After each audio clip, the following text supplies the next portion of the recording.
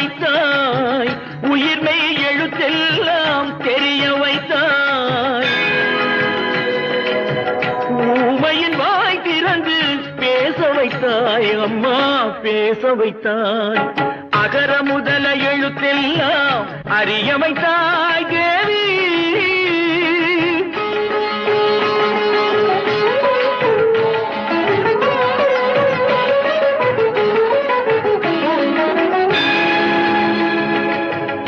எண்ணும் எழுத்தென்னும் கண் திறந்தாய், எண்ணும் எழுத்தென்னும் கண் திறந்தாய்.